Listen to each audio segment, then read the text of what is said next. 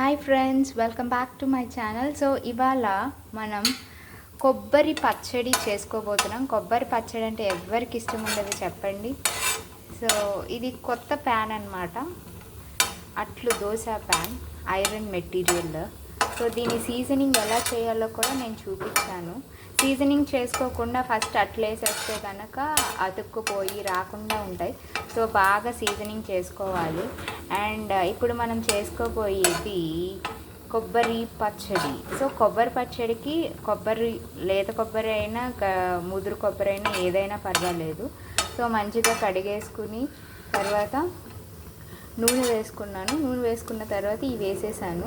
So ఈ మంచిగా కొంచెం ఫ్రై అయిపోయిన తర్వాత ఎండుమిర్చి అనేది వేసేసుకున్నాము. ఎండుమిర్చి వేసేసుకున్న తర్వాత ఇంకా నెక్స్ట్ ప్రాసెస్ మీకు చెప్తాను అన్నమాట మళ్ళీ. Okay friends.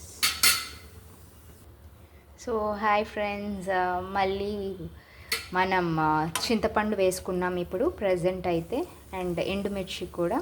సో ఇవి మంచిగా కొంచెం ఫ్రై అయ్యాక మనం అప్పుడు మిక్సీకి రెడీ చేసుకుందాం. సో మిక్సీలో ఏంటంటే జీలకర్ర, ఉప్పు వేసుకున్నాను, వెల్లుల్లి కూడా వేసుకుంటాను. సో ఇవన్నీ కలిపి మనం మిక్సీ పట్టేసుకోవడమే.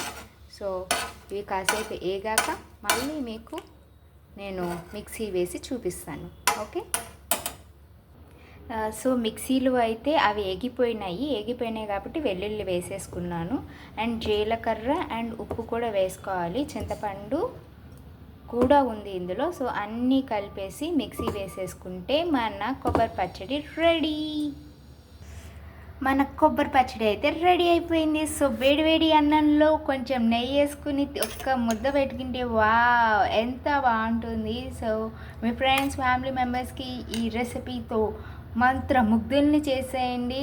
సో వేరే ఒక కొత్త రెసిపీతోటి మీ ముందుకు వచ్చేసాను. అంతవరకు share, subscribe and like. Bye.